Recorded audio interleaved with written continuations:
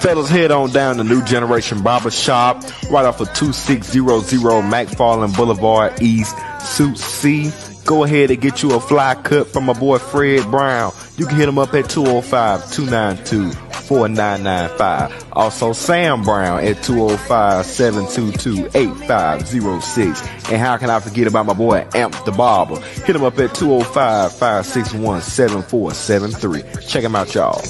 I might as well hell. Drop the top and take a selfie, Marco. You shopping at a goddamn number 2 pencil.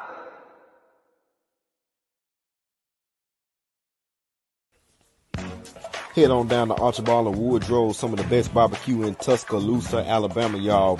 Right off of 4125 Greensboro Avenue, Tuscaloosa, Alabama 35405. You can hit them up at 205-331-4858.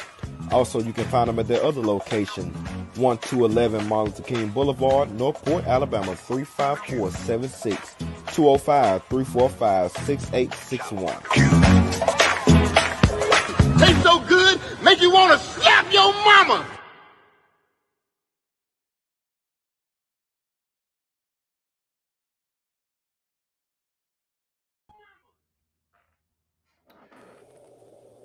Good afternoon, everyone. Well, good evening, everyone. This is yours truly, Big Mike. Coming to you with a very special edition of Teen Summit tonight, as we're trying to, as we're having our talk with the mayor.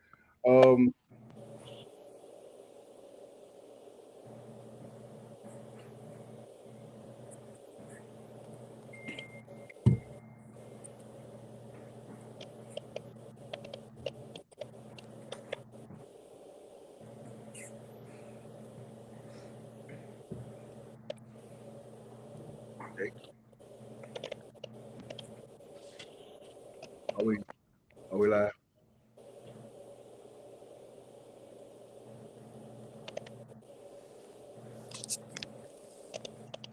We live?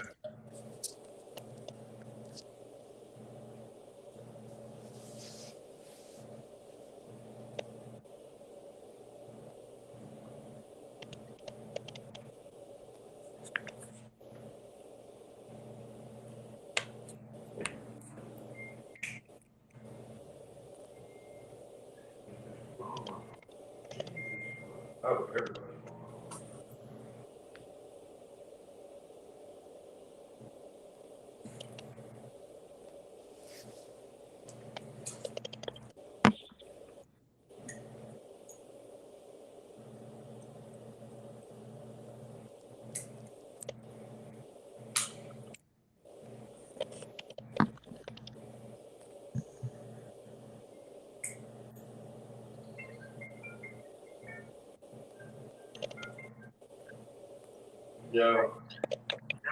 Yeah, they arrested Diddy for the motorcycle thing. By the way, they're looking for you too. Yeah, they got you on camera when you were walking in the lobs. No, are we live?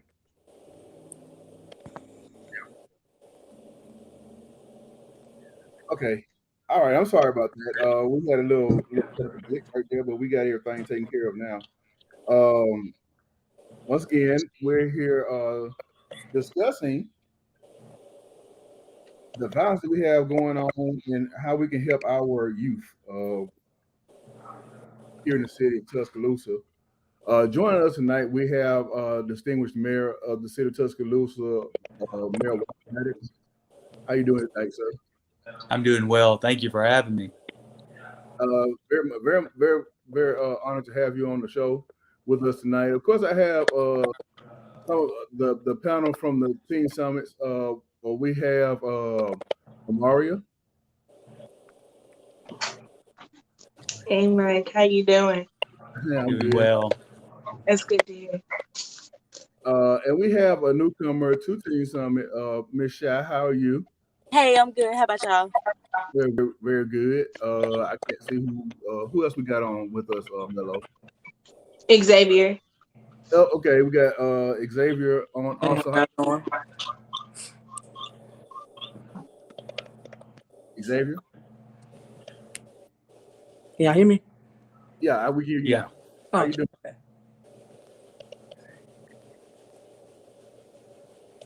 Okay. Well, the first thing is a couple of weeks ago, we had a very huge tragedy. I think that touched Tuscaloosa drastically. In the Hayes Court area, we had a young man, age 13, Yeah, dead ass. who was shot and killed while he was in his bedroom on his iPad. A victim of gunfire, and he was not even doing anything. He was inside his home. This is something that scares us all, especially when you're at home, a place where you're supposed to feel safe, and just out of nowhere, life is taken. 13 years of age. Mr. Mayor, you are familiar with the incident I'm speaking of, right? Oh, very much. Keelan Allen over in Yes. Washington Square. Absolutely. I'm sorry, I said Facebook, but yes, Washington. Reason why I said Hayes Court is because about a week or so after that, we had a total of 3 shootings in the Tuscaloosa Northport area in the same day. This is to me is unheard of for Tuscaloosa. I don't remember us ever having a situation like that. Is something that you tend to hear about in major those metropolis type cities. And we have on here right now, Mr. Mayor, if you don't mind, we have a young lady who lost a relative to gun violence. Shy, if you would please tell your story. This happened around April last year. It was April 29th to be exact. And my mom had got a call that I've never in my life had to experience or thought that I would ever in my life go through. She got a call that her son has been shot at Winston's, that gas station on the west side, and we just left the house immediately. We got there, it was polices, it was the typical crime scene things. We got to the hospital, he passed away in the hospital, and it's really not much that I can say besides I've never been in a dark time in my life how I am now. It's been a year and some months now, and I'm still suffering from something like that. I've never in my life thought that, for one, I would lose somebody as close to me or someone that I looked up to. What I feel like needs to happen, we need to get more stricter on laws. And it touched home because that was somebody who was his friend. And what I don't like is how the person who did it went inside of the store with it and nobody did anything. But how that made me feel having to just sit there and look at my brother, touch his hand, and he was just cold, having to watch my mother and my father cry for the very first time in my life I've ever seen them cry. That did something to me. And it's a year later and it's gotten worse. So I just feel as if something needs to happen. Something needs to change. It needs to be a stop to it. Just joining us also, Book Dollar, just chiming in. How you doing, Book? Good. Everybody doing well. Mr. Mayor, now the one thing that I wanted to do with this particular show is I know so often people come to you with all the problems that there are, and no one tends to offer many solutions. Tonight, we want to try to come up with possible solutions. I know that there's only so much that you can do, but we want to kick some stuff around the table and see if we can get some things in motion, so that we can kind of curb this. It's a very scary situation. Like I said, you graduated in '91 from Central. I graduated in '94. I know in those years that we were going to Central, we did not feel the need to walk around with handguns. Kind of like I think our youth of today feel the need to walk around with handguns. Would you agree with that? I would agree, and I want to make sure, Shay, am I pronouncing your name right? I want to make certain I got it right. I couldn't hear. It's Shy. Shy. I want to make sure I say it correctly. First of all, you shouldn't have to experience what you've experienced. I mean, no one should. Your parent, a mother and a father losing their child, having to bury one of their own, just should never be acceptable. Keelan's mother shouldn't have to bury her 13-year-old son that was doing nothing wrong. So there's nothing I can say. Quite frankly, I don't know if there's ever anything I can do that can take that hurt away from you. And I am so sorry this happened. Let me start by saying that we need your help, the entire community's help in this.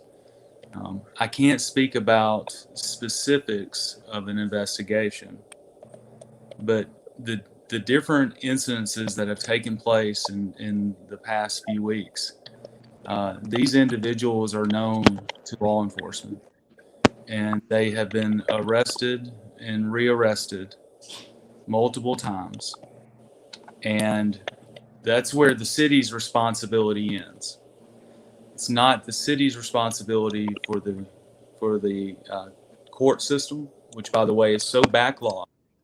We're getting the stats for Tuscaloosa, but in the city of Mobile, 125 murder, those who are charged with murder are walking the streets awaiting trial because the court system, because they've been bailed out and the court system so clogged.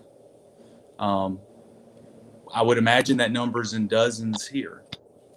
Again, I wish I could speak more freely about the individuals in some of these cases. So, number one is that there's no consequences. And I'll be blunt, whether juvenile or adult, you have to commit a capital crime, quite frankly, a capital murder charge to have really any restrictions placed.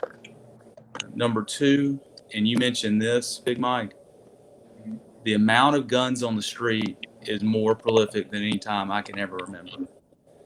When you and I were in school, if somebody had a gun, that was so rare. Yes.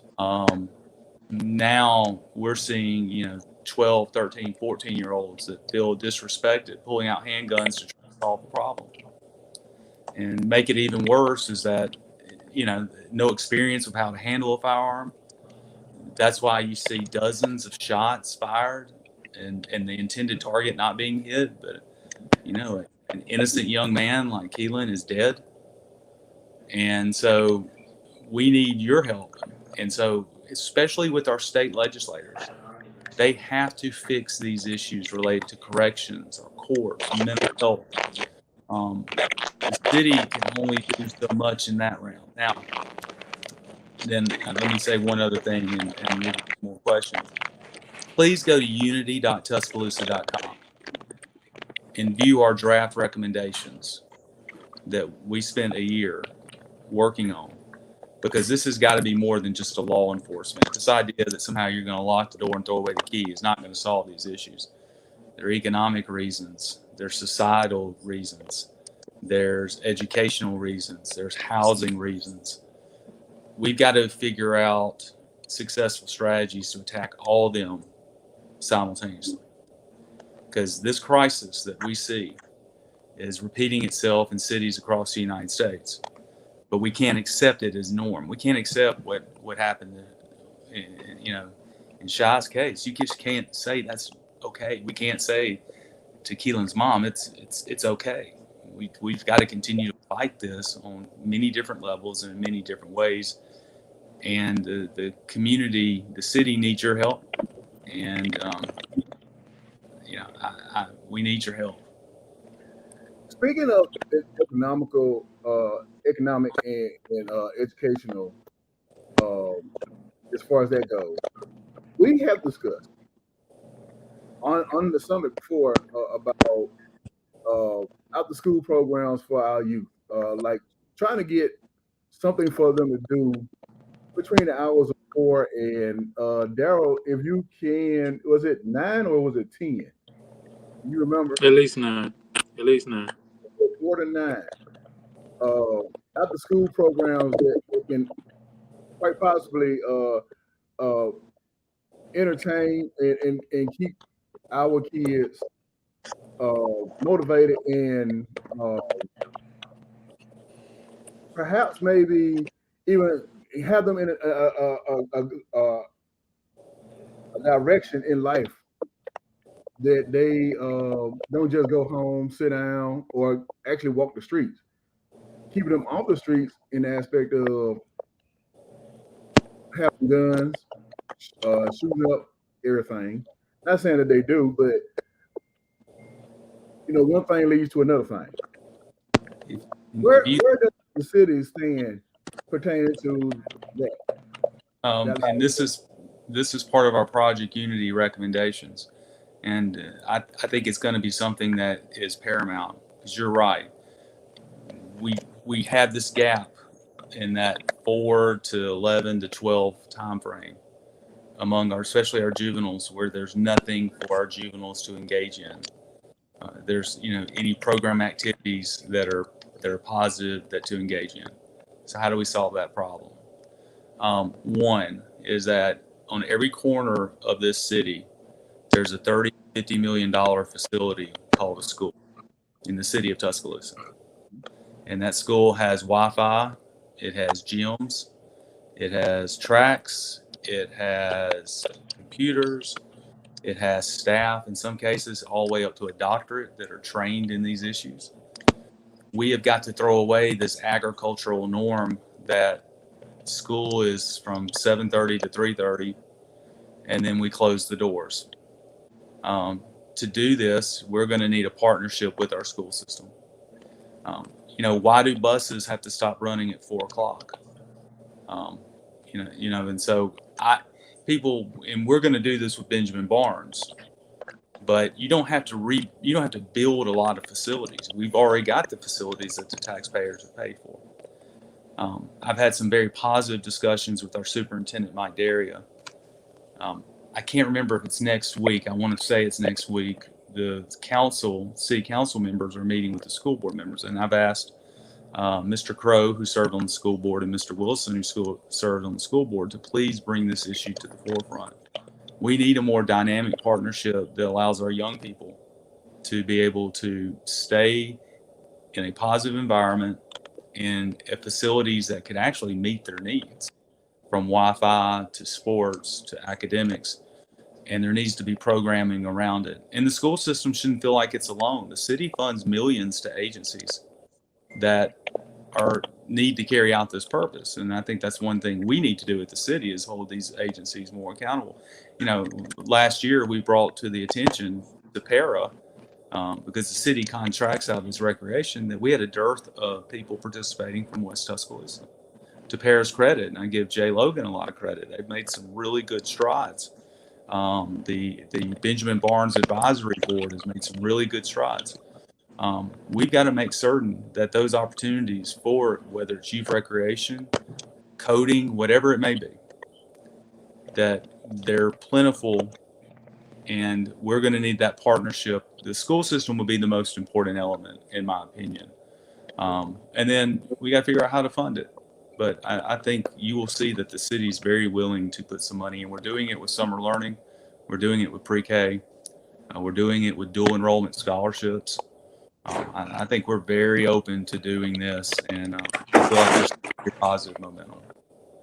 I have some suggestions pertaining to that money, but I want to allow some of the other people in the panel tonight to speak. I would like to go to another new member on the panel tonight, Xavier. Can you talk to the mayor about things that Xavier, you here in with people in your age group? Well, first, the approach that you're talking about, Mayor, is not bad. It's a good idea, but a lot of the problems really start in the community that most of these kids are from. And me personally, I feel like a better approach would be to go to exactly where the problem is. Like, I stay in Alberta, so I see like plenty of kids, just on everything. So basically, what I would suggest is, get an organization that's willing to go into the community where all the problems are happening. Because most organizations we do have, they do events, but none of them are like going to where the problems the city has to. Like that is where every time a kid dies, it's another kid, and those kids aren't at the parks playing. They're not, they don't want to be at school when school is open. So I feel like that probably would be a great idea to have the kids at school. It's not going to attract kids. To be able to, I wouldn't say solve the problem, but somewhat help the problem out, you have to go to where those kids are comfortable at. Usually these kids are comfortable in their neighborhood. I can tell you that for for where I'm from. A lot of kids out there, they don't leave because they don't feel safe, or when the police ride through, they feel like it's going to be an issue or anything like that. So my suggestion would be, find somebody that's willing to go directly into these neighborhoods where these kids are, and give them something positive to do with something that attracts them in the same time. Because the kids, let's be real, kids not gonna do nothing that's not gonna attract them. Like me personally, when I was their age, I wasn't at after school program because it didn't attract me because I didn't know nothing about it. Because I was from Alberta, I grew up in the hood. I didn't find none of that. Like churches, it's just my view. That's it. So Xavier, I like what you're saying. Who should go into community? Who could connect with the young people in your community? And what could be, I use the word offer, that may not be the best word, to influence someone that, maybe there's a different track for me in life.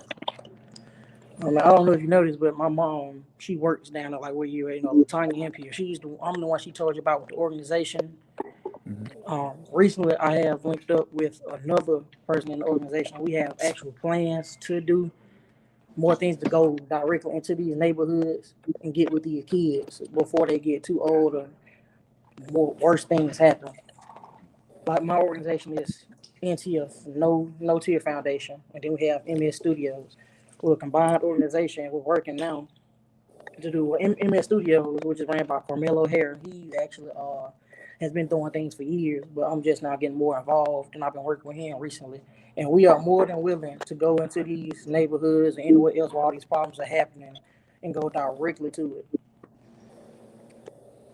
Do you get any funding from any agencies? Recently we have tried. Like we've been looking at grants or whatever, but it would be helpful to have some type of funding. Yes. And what makes it so hard on our side, and it is that with taxpayer dollars, there's always going to be these strings attached, right? And right now we are self-funded. It makes it hard. Huh? I didn't hear. I apologize, Xavier. I'm trying to remember that. Right now we are self-funded, so we got to get a few sponsors. But right now, everything coming out of our pocket, anything we do or trying to do is all coming out of our pocket directly. Mr. Mayor, Carmelo is actually our producer tonight. That's the young man I was telling you about the first time we talked on Teen Summit. And that was part of the thing I was getting. There's a lot of other avenues other than sports that our kids would like to be interested in, including audio visual and music production and television production. So Miss Amaria, I think you know of her. She is a makeup artist also. So Miss Amaria, can you tell the mayor about the things that you have on your mind? First of all, thank you so much once again, Mike, for this opportunity. It's nice to speak with you again, Mayor Maddox. This issue, of course, is not new to Tuscaloosa. It's something that sadly we are aware of and we know is happening. It's sad when, children can't even go outside to play anymore. They can't be in their own homes anymore. They can't understand and not comprehend a life that hasn't been seen without a firearm in it. I feel like one of the biggest things to tag alongside with what Xavier said, is going deep into what our issues really are, going towards going into the communities and understanding where the mindsets are of these youth really are. Because once again, even though this is going to sound so stereotypical, a lot of it starts at home. A lot of it starts at where we are at the core. And one of the biggest problems that going back to what you said, Mayor Maddox, is not being able to have opportunities outside of school sometimes. I feel like if we brought more things in to where children understood, because that's where we really need to begin, is at younger ages. Though we are all still technically minors, though most of us understand, I feel like if we would have developed more information at that age, a lot of things would have been able to change from where we are now, where we're at the point of where we look at things. And sadly, as I call it, it's a self-inflicted genocide. Literally, it's people who are on people who are us, who know our mindsets, who know what we go through, who understand who we are. And sadly, when we go through things like this, it ends up becoming systemic. It ends up becoming one of the biggest issues that we've noticed. Like, going back to what you and Mike said earlier, I've lived in Tuscaloosa my whole life. And this is not an issue that I've seen until recently. So once again, I just feel like it's more of a unification thing. I feel like we all understood and got back on one page and one accord. That's why I love seeing Saturdays in the city. Saturdays are one of my favorite days here, because that's one day where you don't see that many issues and that many problems, because everybody has one goal. Everybody loves that day. Everybody understands what happens.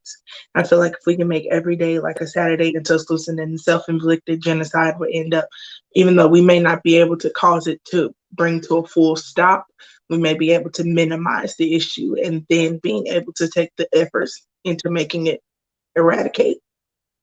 I mean, number one, first of all, I've probably had 100 meetings plus related to Project Unity. And, I've met with people with doctorates who are not putting it the way that you're putting it, and it needs to be talked about more. So Xavier and Amara, it is Shad. It's refreshing, frankly, and to hear this discussion. And let me touch on a couple of things. Number one is we've got a series of dominoes of bad problems, and you touched on it. You've got the disintegration of a home environment. Then you layer on top of that lack of economic opportunity, lack of housing opportunity. I talked about the failures we see in court system and all of those things. It's a perfect storm of misery, of heartbreak, of tragedy that's come together.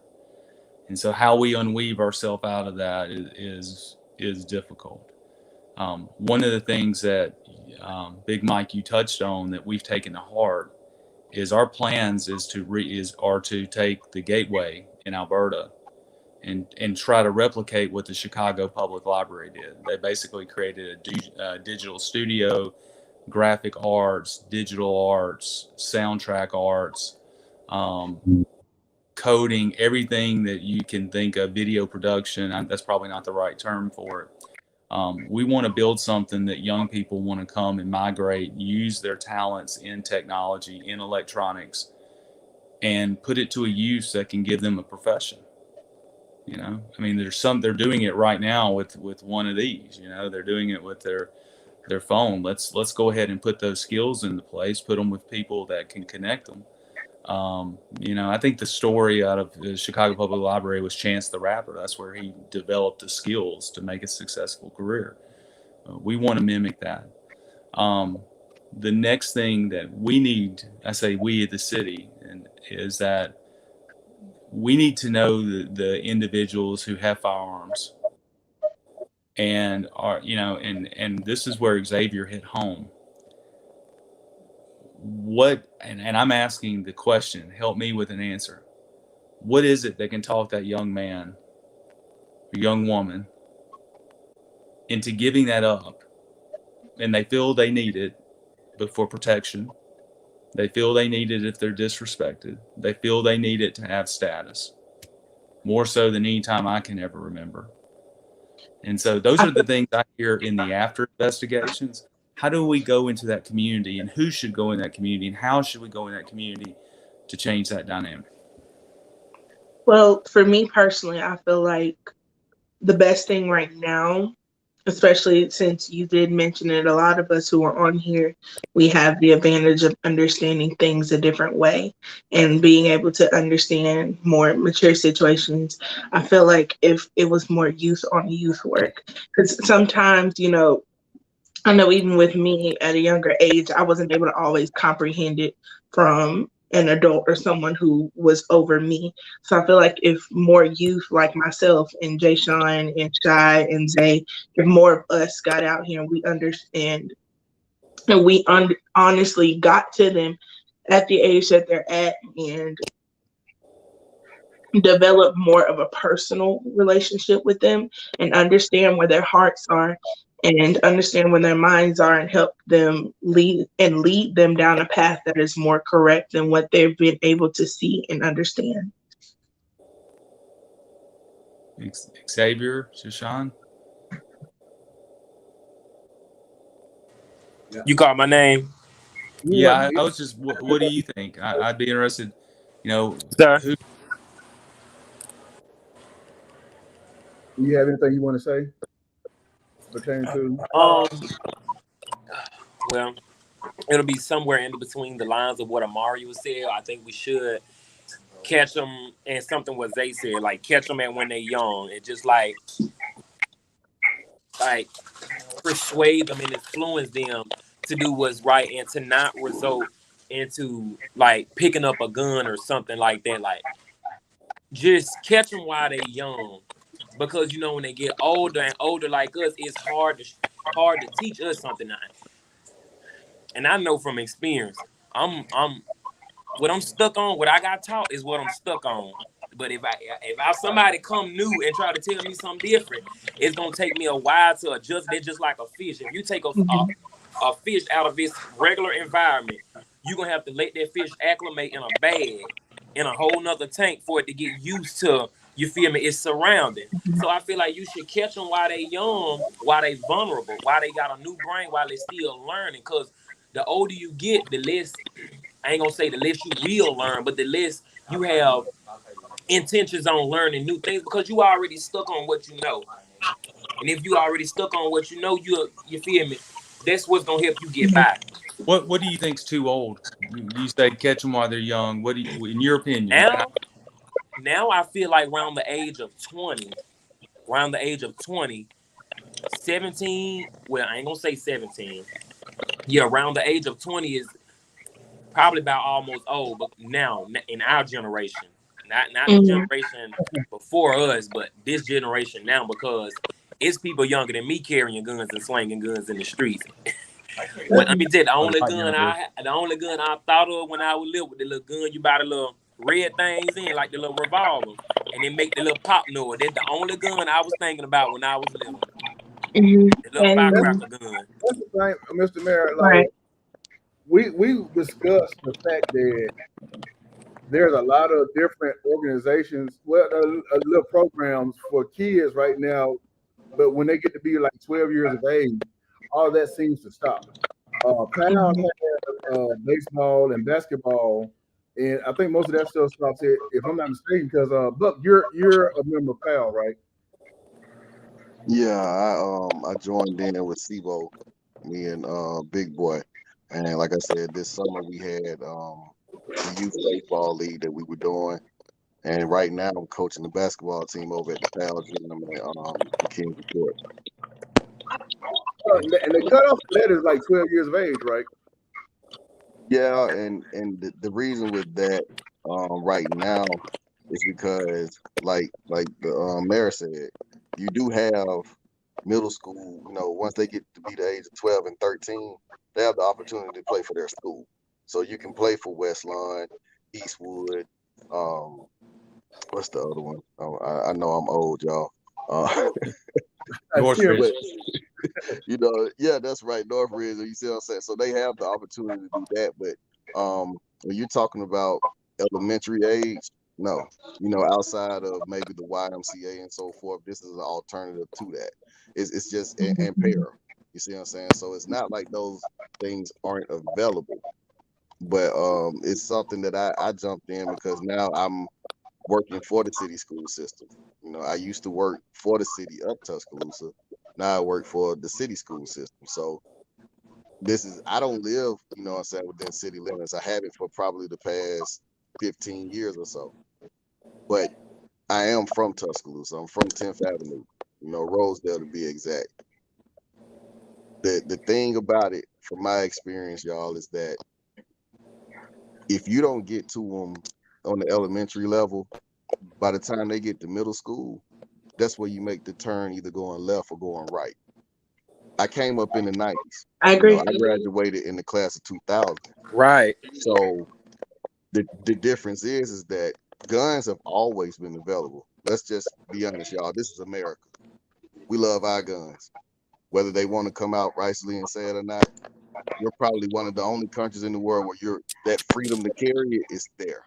Now the education and the understanding of what that weapon does, that's where we run into a lot of problems. I've always been around it. I've always seen it. But I knew that I had somebody above me. My uncles are not that much older than me, so I had that person.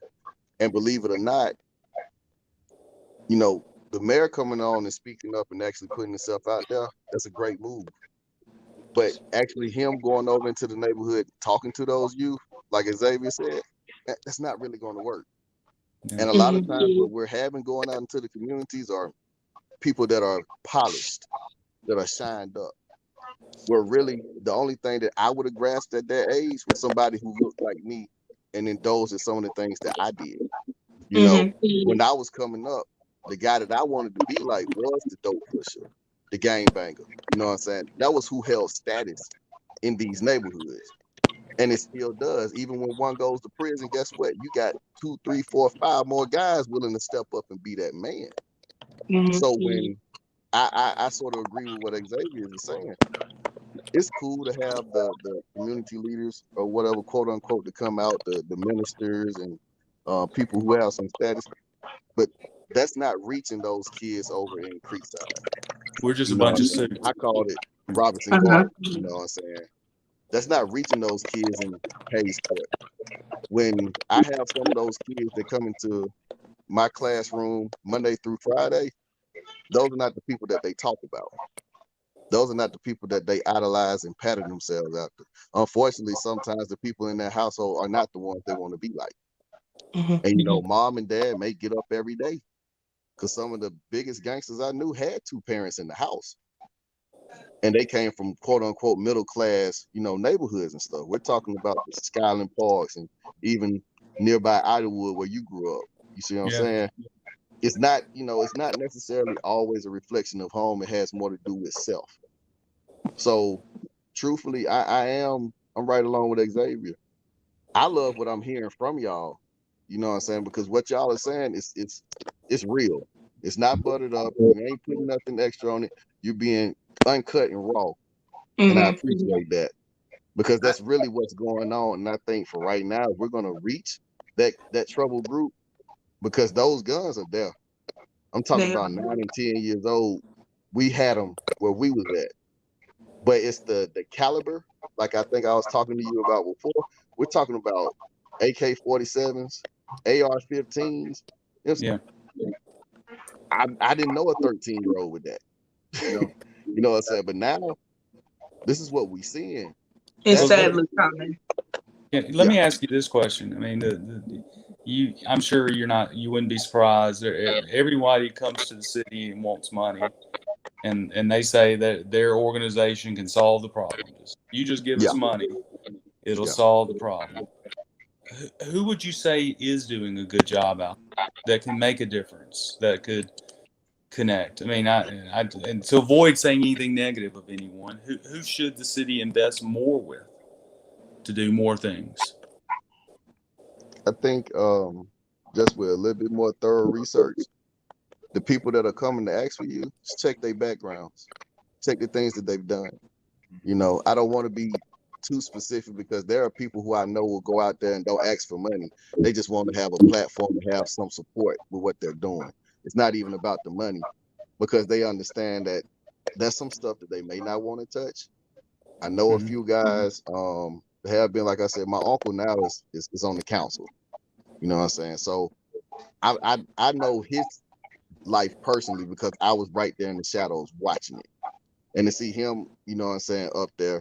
And like I said, I know Mr. McKinstry. You know what I'm saying? I've worked side by side with him while I was at the city. These are people that I trust and see. But there are some guys who I think that maybe because of their past, that they still, you know, they may have some apprehension from people our age, but the youth need to hear that. They need to hear these guys who walk the halls of Drapers and Kilby and been down in Fountain Correctional, even some that have went to Holman, and they're back out here with another opportunity. Those are the guys that I feel, and even the women that have been to Tutwiler. Because what I'm starting to see really more is not even the males, it's the female violence that's scaring me. Like I had no idea this sense of rage and anger that's coming out. There's a lot behind that. And maybe it's because there are some things that the young females, they feel like they don't have anything to be involved with. They're not attached to it. You know, I love the fact that they have flag football now. That's huge. Now that gives me a chance when I have my girls that's in the 2nd, 3rd, 4th, and 5th grade, we're doing flag football now because they can see a goal. They can see an end to that. You know what I'm saying? You're not just starting something up and then, okay, it's just for this year and it's gone. And I think that's what's happened a lot. So even still, I don't have a problem if it's some people that came to you. You know, I can talk to some folks, you know, and go from there. I'm part of 205 Youth Outreach, and we work here in Alabama and in Mississippi. You know, and that's literally what we do. We go into those neighborhoods where you can't go in there if you polish. They don't want to see that. They want to see somebody who used to be a gangbanger. You know what I'm saying? Who used to live that life, who used to do those drugs, you know, whether recreationally or they was making them, you know what I'm saying, as a hustle, because there gets a point where these kids literally are living a savage life. You know, we have to address that. What do we give them in spite of this kid is 10, 11 years old. He got 3 or 4 siblings at the house. So you mean to tell me he has to be on the straight and narrow when he has to actually be an adult at that age? That's a lot to deal with, to actually have to go to school, make the grade, and then still find a way to feed your younger siblings. And sometimes you may have to hustle and keep the lights on now.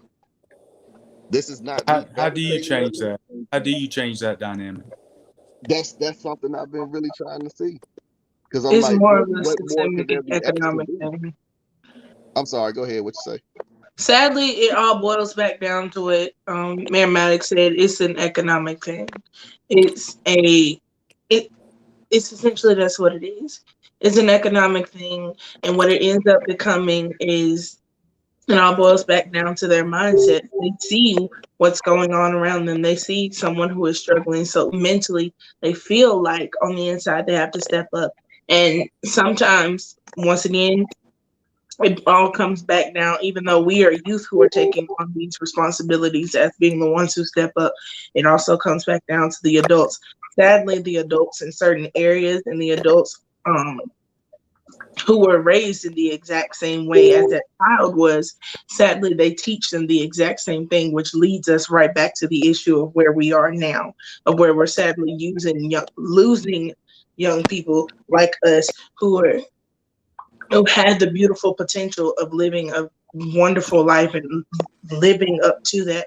Sadly, we're losing them at younger ages to the people who look exactly like us, who go to the same school as us, who walk the exact same halls as us, all due to the fact of how they were surrounded around an environment. They became a part of their environment.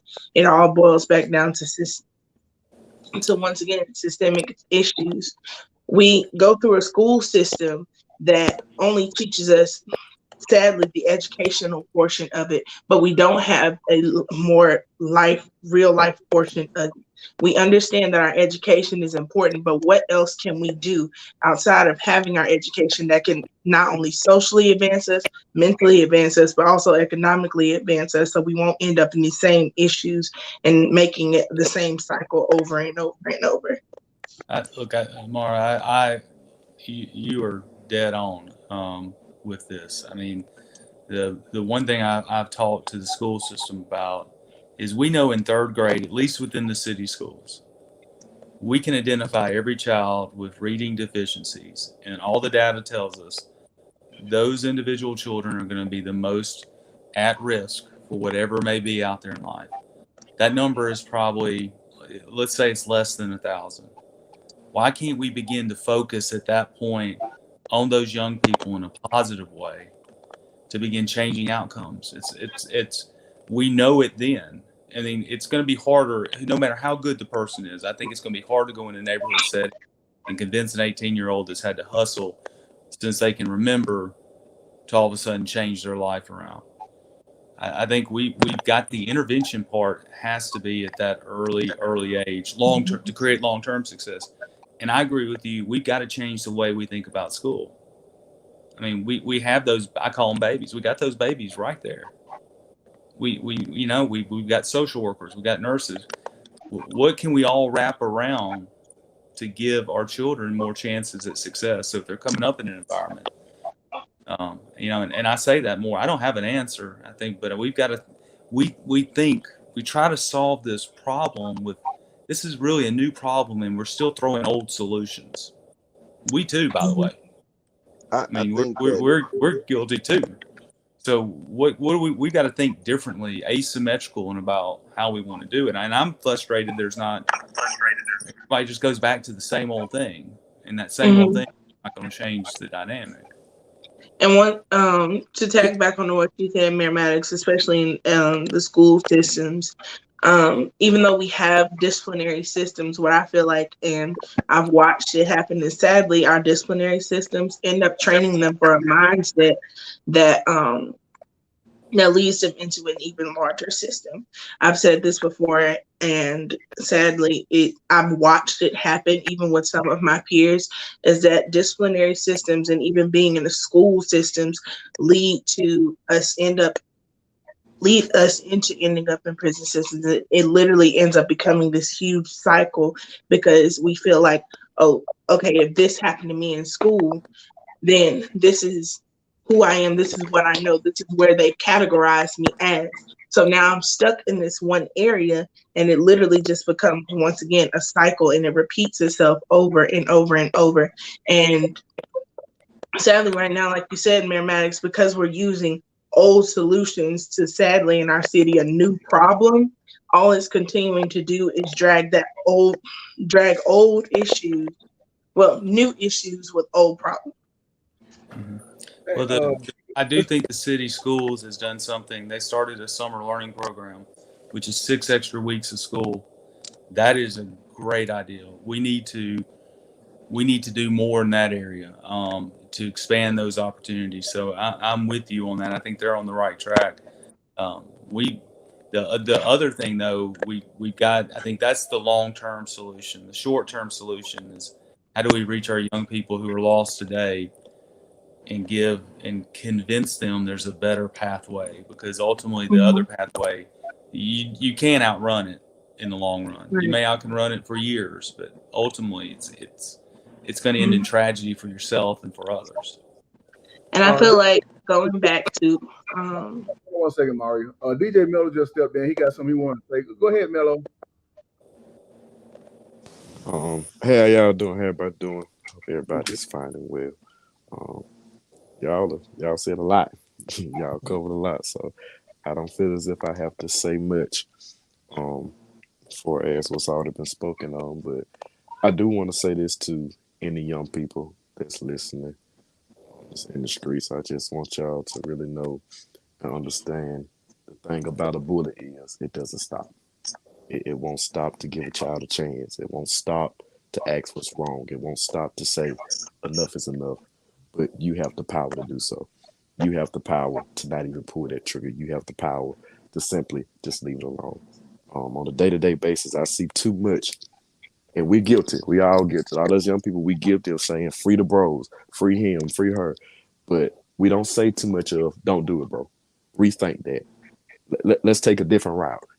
We don't say enough of that, and I feel as if us as young people, it starts with us. So we gotta start. We gotta do better. I want y'all to kind of Shy and Zay and Amaria. I want y'all to just kind of give a message. What would you say to the young people that's out there? I want to start with Shy because I know this hits personal for her because she lost her brother to a gun violence situation. So I just want y'all to just briefly, just send out a message to our peers. First off, can y'all hear me? Yeah, we got you. Okay. I would just want to start off by saying we got to get better. If we want to make a change, we have to be the ones to stop it. Nobody really knows how that bullet is affecting certain people. Nobody really knows what someone is going through. Nobody really knows how a mom feels or a father feels or a sister or a brother or anybody feels. But if we want to make a change or if you want to say free the brothers and stuff like that, you need to tell them right from wrong. If that's your bro, if that's your sis, whatever y'all want to call each other, y'all need to let them know right from wrong before it's too late. And when it's too late, now y'all are saying free the bros. We got to make a change. That's all. Thank you. Zay, what you got? All right. Well, to any parents that got young kids or any young kids or whatever watching, I want y'all to know it's always a better way, no matter what your situation is. If anything y'all go through, I guarantee y'all went through it too. The struggle, all that I've been through it. And not once have I ever been in the streets, but I understand it and I know how tempting it is to do it. But I promise you it's always a better way. And especially anybody out there in Alberta, if you're watching this, somebody out there know where I stay. If you feel like your kids need a big brother figure or some anything positive going towards them, please let me know. Reach out to anybody, and I happily do it because I've been doing it for years. Or you can take them to the Boys and Girls Club. I work up there. It's always a different way, and it's never too late for anybody. Jay Sean. Mike, can I add something? Oh, please. I'm sorry, there. I mean to leave Mike, you out. can you hear me? Yeah, go ahead. Yeah, I just want to say good. I just want to say good evening to everybody. Sorry about coming in late. Good evening, Mayor. Thank you all for coming out and doing what you're doing.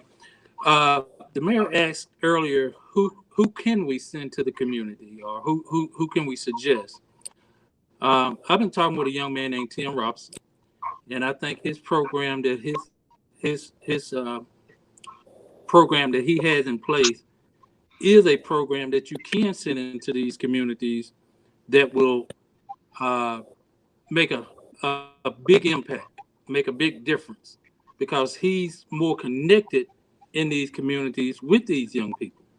As you heard from references of these young people, they want people that are related, that can relate, of the same culture to come into these communities. Yeah, it's good to send the preachers. It's good to send police officers. But I don't see a problem giving Tim Robson the opportunity to see, will his program work? No one's heard him, or I don't know what a breakdown of communication. But one other thing I also say, Mayor, we had police officers in Hay Court, Robson Garden, Rosedale, Crescent East. We had police officers in these communities at one time, and I understand what it was. It was a Department of Justice grant that was funding that, but it worked.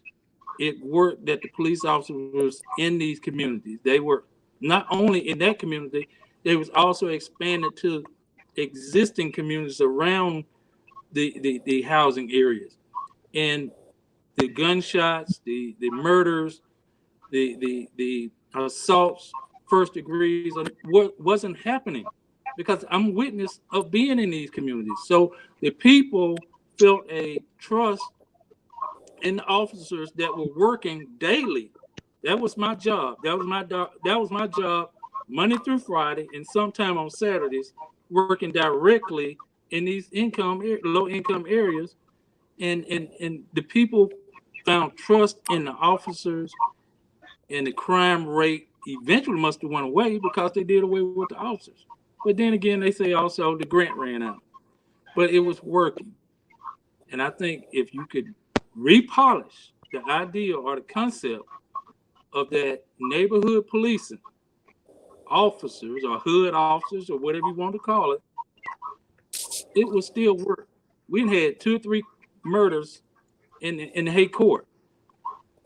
If you go back 10 years, 15 years ago, there were no murders when police officers in these communities.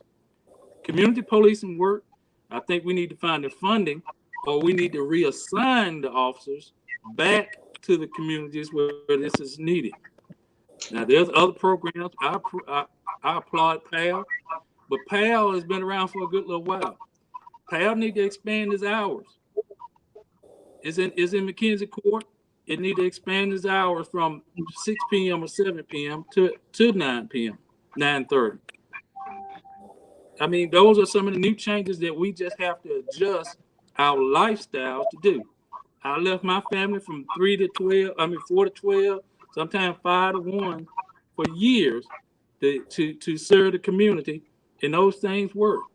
So hearing the reference from the kids that, hey, we need people that can relate. We want protection and safety. We want to offer programs. What the ministers do during the day, I think TM program can cover and does a better job at night. That's just a suggestion from me. Thank you, Daryl. And I was going to say the same thing there. Let me go ahead. I'm sorry, I didn't mean to talk over you. I was going to say the same thing. Just kind of trying to let everybody speak. As far as people that go in, I kind of feel like you got to have somebody who is from the streets, who've been in the streets, who have been in trouble and came on the other side of it to be able to talk to somebody and get them to see. It's hard for somebody who's never been in trouble to tell you, hey, you don't need to do this because you're gonna be like this. So they're gonna like, how do you know? There's somebody who's already been there. And I grew up with him. Well, we went to school together, so I've been knowing him when he was, for lack of a better word, buck wild. When he was on the streets. So and he's changed a whole lot from now. You know what I'm saying? He all about helping, like you just called him the baby. He all about helping the baby. I just want us to somehow open up the doors to go ahead and get some stuff going. You asked earlier about trying to fund some of the things that we want to do. And I was sitting here thinking for the last week or so, actually I've been thinking about it for a while. We have a lot of industry here in Tuscaloosa that I don't think, well, they probably do, and I don't know, but to my knowledge, they don't do much by way of community service things. And I'm speaking of businesses like Temco and Elk Roofing and all those industries like that. Like I don't hear much about them doing anything pertaining to community events or projects around town or being sponsors of any of them. And should we reach out to them to help with some of this stuff that we're trying to do to help beautify the city, to help make the city a better place? I think and I think they need to certainly do a better job of communicating. I mean, this morning at 7, I met with GAF, which is the old Elk Roofing. It's funny you bring that up. This week they're doing a habitat build in West Tuscaloosa off 25th. And I think a lot of these bigger corporations that we see probably do things we may not recognize them. And I'm going to have to run here in a few minutes. I promised to read a book, and it's way past his bedtime. And one thing I've learned is I keep that promise when it comes to Eli and my kids. But tonight's been very powerful on me.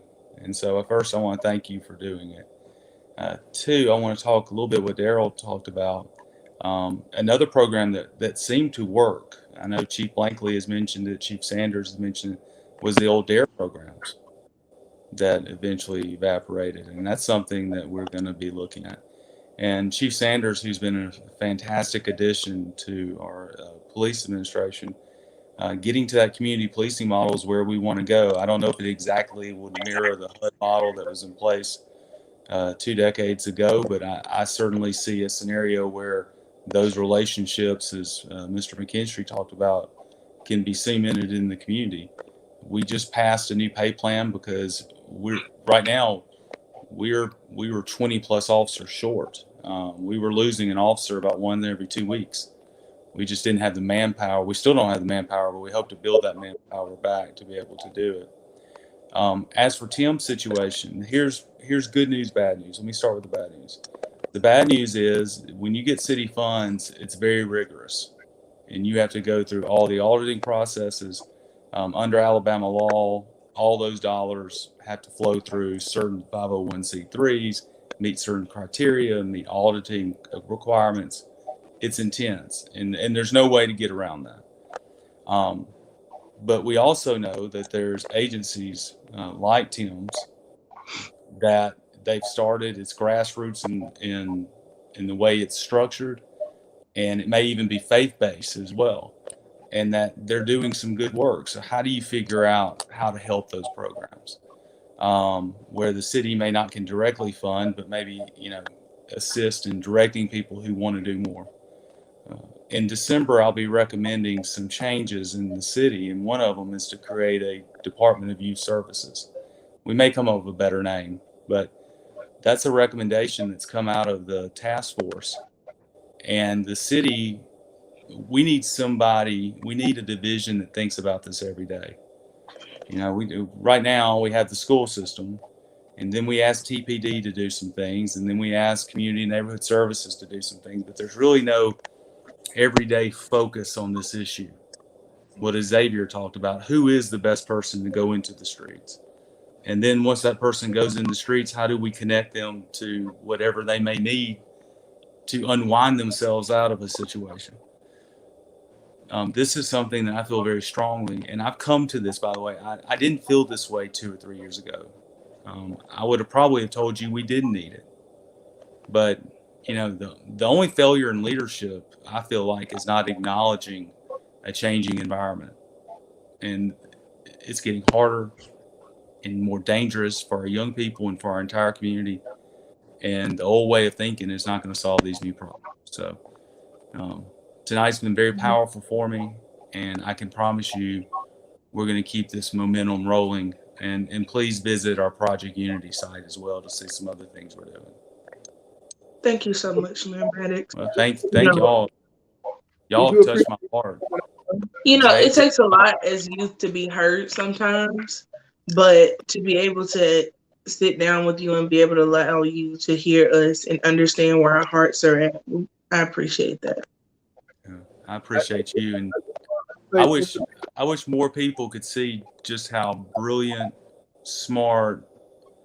I mean, like I told you earlier, I've sat down with and this is not me trying to be facetious, but people with doctorates in this area, and you boiled it down better in 1 hour than we spent 100 hours in different meetings. So I thank you and Xavier and everyone who participated tonight. Shy, her story is going to haunt me. I can't imagine what she and her family go through every day. So, Big Mike, thank you so much. Yes, Mr. Mayor. Thank you so much for coming on to the show. We really would like to do this again. Sure. And I also like to extend an invitation to the city council to come on and discuss things with our teams. As you can see, we have some very, very intelligent young people. And if you feel like they're very articulate, they can express themselves and let you know exactly how they feel. And I think that everybody needs to hear it. So that's a platform, Teen Summit. I think Amara may be the next governor or president of the United States. I just want to be close to her so she can make me undersecretary to something not important.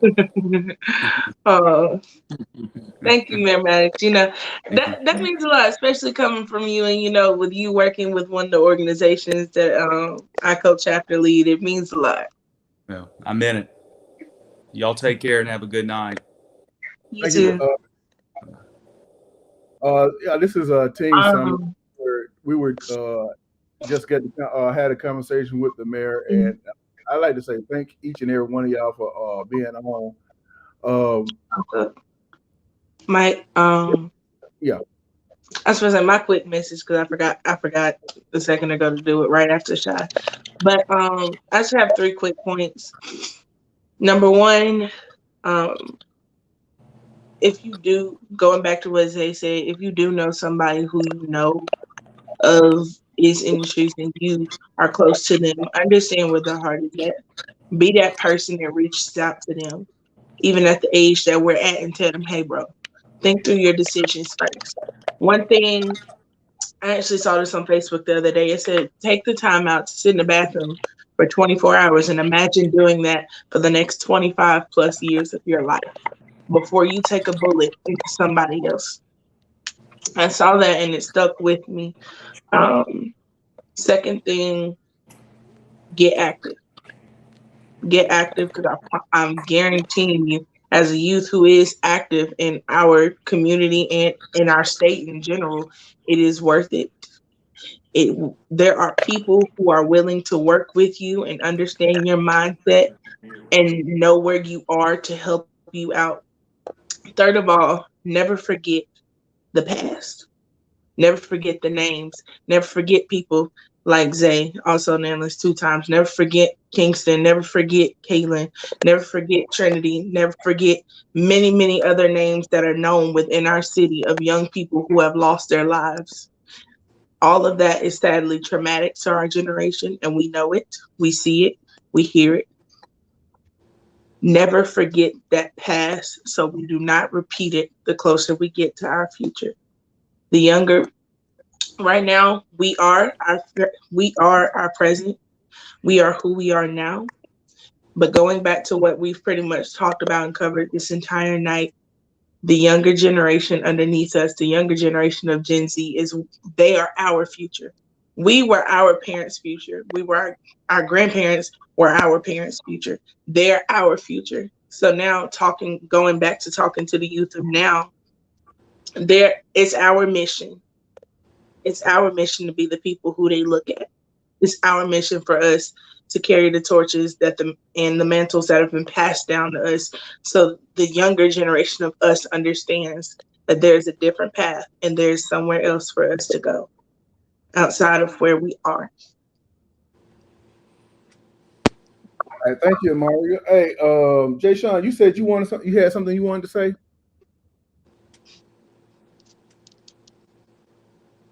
think they're gone. I think he left. Okay. Hey, Shy. Anything that you want to say before we go ahead? Because I really don't have much more after this, unless Darryl, you want to get into something. No, I she left as enjoy well. listening. I enjoy listening to him. Okay. Buck, you still on? I don't know who all on. Y'all know I can't see nothing. Right now it's me, you, Zay, and Amari. Yeah, I'm still here, bro. My bad. I'm up here. I'm trying to double some stuff. I got some ass cap stuff I'm trying to take care of. I need you to do something for me too, bro. I got you. But is there anything you want to say? No. Special shout out to the young folks on here, man.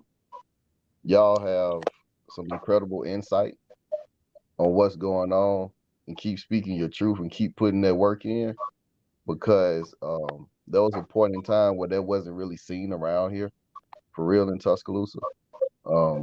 And I, whatever y'all need, man, like I said, me and my partner, Big Boy, we with whatever. You know what I'm saying? I walked that fine line. Thank God that I didn't fall along those tracks, you know, that some of my partners did. And it's not because I was innocent. You know, I will say that. So anything y'all need, like I said, y'all got Mike. Mike can get at me anytime. You know, we with whatever we gotta do around here. That's just the God honest truth. Definitely, Buck Dolly is part of the Sound Booth family. Battle of the Sexes. So, Sound Booth in here with y'all all the time. Xavier. Real, I just want to tell anybody watching. Remember what I said? I'm always there. Sir? I said, before you get started real good, tell your mama that Mike Wilson said, "What's up?" We went to school together. I grew up in ABC with your mama. So, and what's crazy is Tim is my daddy. Oh, okay. Well, dang. Yeah. Yeah, you can see it in the face. But what I'm saying, just don't forget any parents that's watching. Remember what I said. I'm always available if you feel like you're trying to need somebody. I'm always there. And I kept hearing everybody say, "Who would y'all send to the communities?" Me personally, I'm gonna say me and Melo can get it done. I believe we can. I think we can, and we will. So that's all I got to say. All right, look, I need you to make sure I get the information for you and your program, because we want to put that up so people can get in touch with you. Because Daryl put something up last week into programs for youth around here. We're still trying to get all the numbers up so people can have places to go to talk to send their kids to and everything. So, Daryl, did you get any numbers for any program? No, not really. I only came across one, something called Alabama Lift, which is through a nonprofit organization through Harvest Baptist Church, which is good. They doing a lot of good. It just there's a breakdown of communication of who doing what, when, where, and how to be a part of it. There's no directory of, hey, call Alabama Lift during the summer. They have this, they doing that. They helping kids do this. Call Xavier's program or call 501c. 205. They doing it. It needs to be. There's a lot of 501c programs or nonprofit organizations, but we don't have an agenda or a directory of connecting all the dots together. Matter of fact, there's another group that I met where I've been known about them. A young lady that does her program is Rolling to Success Incorporated. They provide scholarship. Matter of fact, they're doing a popcorn fundraiser to provide scholarship for kids. So I think we just gotta share and keep sharing who doing what, when, how often, and come up with a directory or something. We know a lot of people not gonna come, or some of the kids not gonna come, but there's some that will participate in what y'all do have going on. I completely agree with that, Mr. Darrell. And as a youth who's known you and your wife and pretty much all of your children my whole life, I was able to watch your wife when I was younger, growing up, and having her be the person who I was looking up to and wanting to be like one day. And I feel like, once again, going back to people like me and Zay and Mello, who all have organizations, I feel like if we, once again, as youth, if we get active, if we are the ones who are out there, who are understood, and we are able to be the Councilwoman McKinstry's one day, then they'll understand and be able to see, hey, I knew that person, or I know that person. I can be that person. And I don't have to be down the same path that I've seen before. Because as a child, as someone who grew up with her father being in and out of the system for many, many years of her life, and having people telling her, oh, then she's going to be just like him one day, or she is just like him, I took the time, even though a lot of young people probably wouldn't sometimes, which is why we have to get active. I took the time out to find people who I wanted to be like, and see those people, and make sure that I was able to activate myself enough to get to those goals. once again, going back to us getting active in the streets and understanding that it's our mission, really. So we don't end up having to have another list of names, which, number one, I'm going back to what I said earlier, never forget those names. Never forget Zay, also known as 2 Times. Never forget K-Man. Never forget Trent. Never forget Kingston, because we don't want to end up in those same situations again. So if we don't rewrite our past and we're able to take that book and take that pen and sign it again, rip out all the old pages and be able to start over, so we can be able to rewrite our own stories and understand that, yes, this is what we've had to learn from, but we have to have a sharp mindset and never go back. Well, we're proud of you. I'm proud of all of you. I'm glad to hear. I didn't really want to say a lot, but I was glad to hear you all talk and articulate what's going on here in this community, because I'm not sure some of you might not never got chosen for to be a leader of the community committee, but y'all are being watched. Y'all are being watched, and y'all are doing a great job in what you're doing. Hey, Mello, what you got to say, man? For my males, if you're interested in joining Omega Prep Nights, a good mentoring program. My parents, if you want your child to be a part of it, that's their Gmail information. You can hit them up and get more information. As well as Catholic. That's another male organization. I know it's past deadline, but if y'all shoot me a text, I'll hit them up and make sure that y'all are able to get that information, even though that it's past deadline.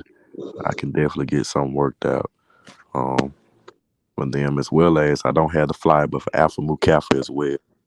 The Gmail is alphamukappa19@gmail.com. alphamukappa19@gmail.com. Those are 3 male organizations that are available. Good mentoring place for a young man. Also, NAACP has a youth program. Also, you can get in touch with it's Lisa Young, right, Daryl? Yes, Lisa Young. Lisa Young of NAACP. That's the president of NAACP. If I'm not mistaken, I think the dues for that is $30 a year. I know that we have a couple of people over here in the station that's talking about joining NAACP. They really truly need young people to join NAACP, because it's not just something that our parents was a part of. It's ongoing, and we really need to have everybody to be a part of it, really. There's strength in numbers. Together, I think we can make some changes. Great show, Mike. Great opportunity to speak with the mayor. Appreciate it. Yeah, I did. Now, we had a couple. I know Matthew Wilson was on tonight. Because I didn't get a chance. I can't read no messages because I can't see like that. But we had a lot of comments that were made, and I appreciate it. We're gonna go back over all that stuff at a later time. We gotta. I'm trying to get another team summit with the city council. I would love to have City Councilman Matthew Wilson, City Councilwoman Raven Howard, City Councilman Kip Tyner, and City Councilman to come on and sit down and do a team summit with us. That they can get a chance to hear everything. Got a chance to hear also. So we're gonna work to get that. Did Amari and Cheyenne and Zay see that the mayor's secretary want them to email their address?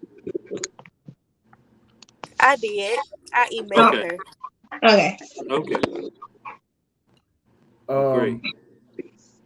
So I guess I said, we're gonna go ahead on and call it an evening. I really do appreciate everything. Daryl, we got T-Town 411 On tomorrow, 8 o'clock. tomorrow 8 o'clock. We'll be back here for T-Town 411 report with Daryl McKinstry. And should we, I know I think Key, you came on, right? What did you have anything you want to say before we get off?